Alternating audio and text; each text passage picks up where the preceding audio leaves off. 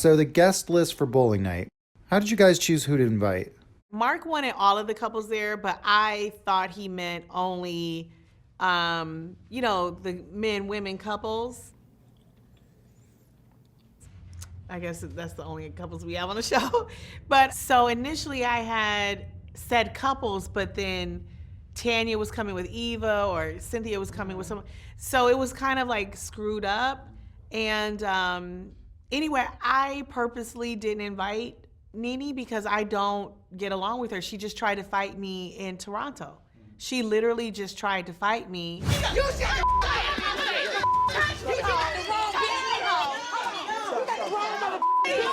I've extended olive branches to her several times. At the jungle brunch, and then I reached out to her another time and wished her Happy Mother's Day.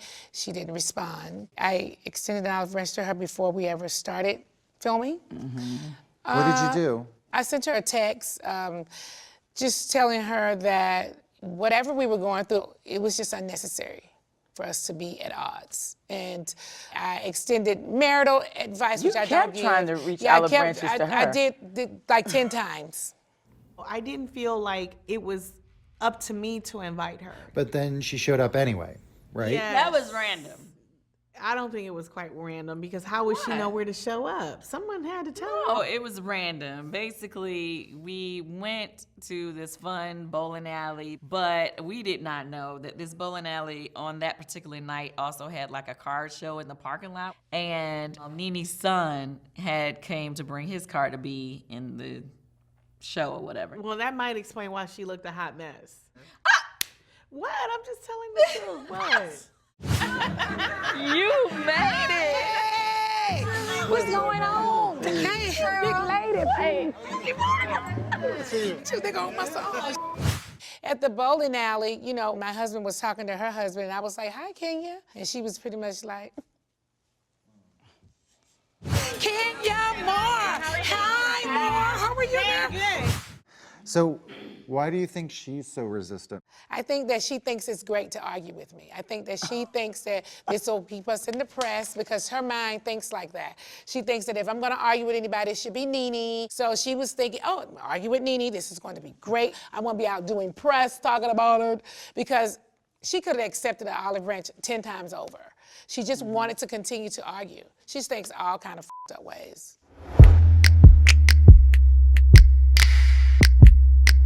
Marc seems to really like you. Oh, Lord, yes, Jesus. Even at the bowling alley, he was like, no, I love Nene. Nene and I are in a good place. Isn't that right, Kenya? Or Ken, or whatever he calls her. So I want you guys both there. Kenya agrees. I agree. Ooh, I was like, who team are you on? Kenya, how did you feel when your husband said that he has nothing against Nene? I had a problem with the fact that he is always kissing Nene's ass.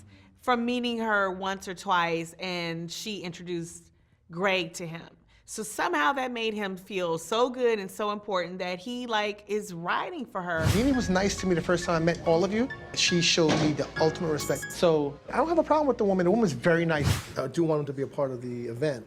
It's for a cause and it's bigger than any, petty stuff. And I'm like, but what about me? I'm your wife. You need to ride for me. If someone mistreats me, they mistreat you. We're a family. We're one.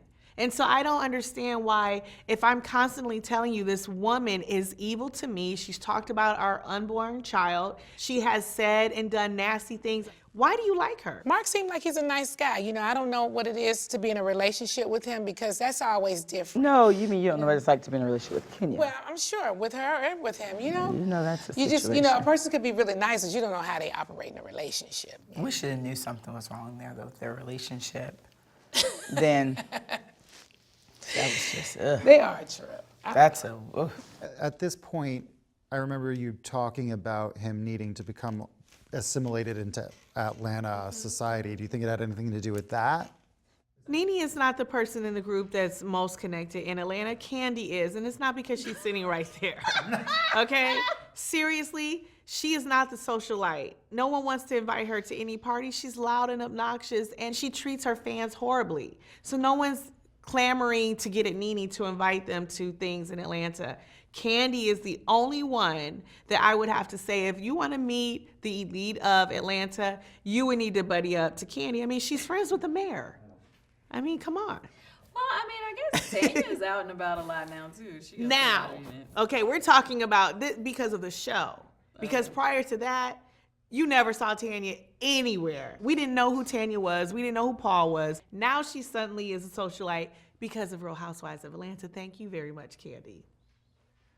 I want to get a little bit further. What? We don't have a lot of time. Where's the lie?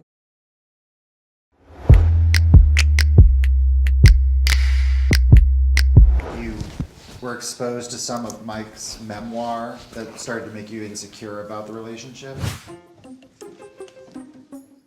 Open mic synopsis. So then, I'm actually starting to read Open Mic. If you put it out there, one of the things that people are going to focus on is some of the salacious things that are in the book, like infidelity. From the very beginning, Mike introduced me to all of his friends. Okay. You know, before we even got like serious. So it's not like, you know, he's hiding these friends from me. Like they're around us all the time. But I would say this is the first relationship that I've been in where most of his friends are female. Gorgeous females. You know, the question did come up, like, which I didn't really think to ask before. I was like, have you dated any of these beautiful women? And, you know, well, I can't say no. You know, there may have been a kiss, but it wasn't like he didn't, you know, have sex with any of them. Which, you know what? Even if he did, you know, I didn't know the man. So it is what it is. Yeah, but you getting married to the man. Yeah. He doesn't need to be best friends. And they with love women me. he His slept with friends before. love That's a me. lot. I have their blessing. Like, his friends are my friends now. Yeah. I think it takes a very secure person to, you know, really like take that on. But like, if the man wants to be with me, he just wants to be with me. And if he wants to be with one of his friends, then he would be dating them right now. They would be #chilling. Mike is in entertainment and he's a good-looking guy. So he's going to be around other good-looking people, men and women.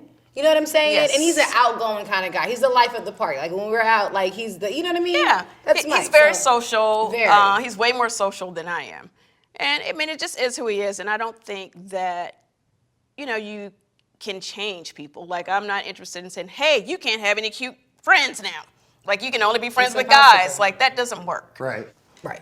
I think he is in a relationship that he's happy being in. And I think, again, you know, I don't give him any reason to feel like he has to sneak around, whatever. I'm like, I'm a whole lot of over here. And I think, snack and you know, I'm leftovers. burning up Delta Airlines, making sure I keep him satisfied. And, you know, FaceTime is our friend. You know, phone sex is our friend. You know, we work it out. Right. So I'm certainly doing my part.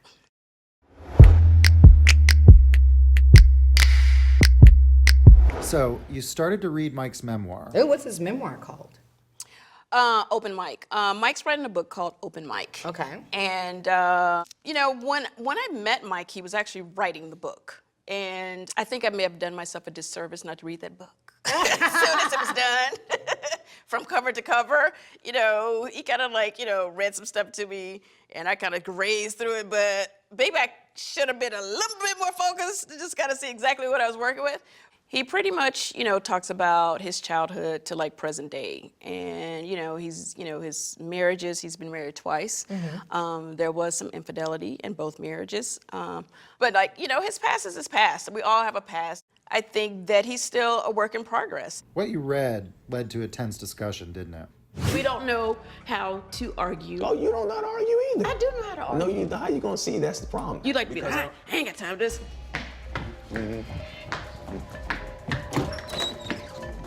Yeah, because I don't want to deal with that bullshit. One of the things that Mike and I have struggled with is, not that we do it that much, but is learning how to argue with each other.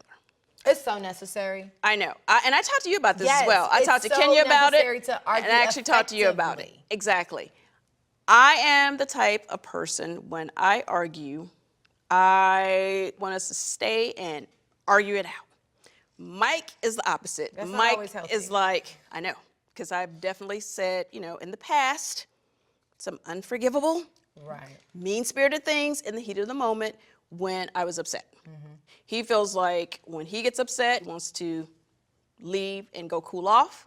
He does not want to say anything that he will regret. And I'm a Mike.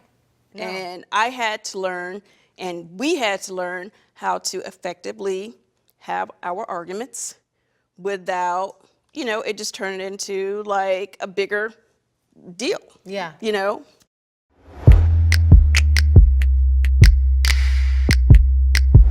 guys played kickball, right?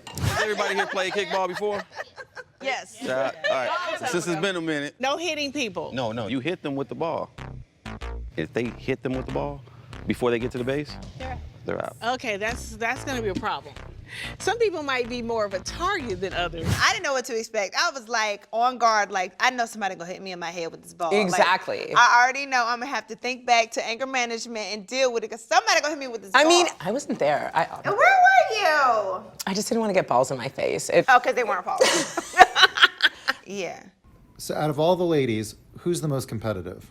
Candy's probably the most competitive out of all of us. Oh, really? Oh, yeah. Candy wants to win, We are the two most competitive ones on the entire show. I've heard that. We are, really, it's all about me and her being competitive. We just need 4 more home runs. This is horrible. Who's more competitive? Ooh, I would say Kandi. She goes way out. Like, instead of me coming to Marlo's event with my marching band, Kandi would have actually gotten Beyonce to come. Oh, whatever. You go out when it comes to the shade. I just go out when it's just time to do an event or something. You know what I mean? But it was definitely a fun event. It was, high powered. Like we were tired as hell. We were pushing through. It was good. Like I would say it was even. Yeah. Even though we won. So who won? You won one and we won one. Yeah, but Kandi cheated on the other one. I did not cheat. You did. You did something weird about the numbers. I never cheated. You guys wanted to do a third one and we said no, and that's when you got mad. Because she wanted to go again, and I was like, no. But I mean, my team was like, nah, we ain't going again. Right, they didn't want to play us. We were savage on that court, man. We were good. Y'all were good. But we beat you, and we leaving it on that note. They only beat us because of a technical math. That is not true. Something about some technical math. Yes. True. That is not true. It's true. No, we beat y'all fair and square that second time. didn't. We just wouldn't give you a rematch. That's not true.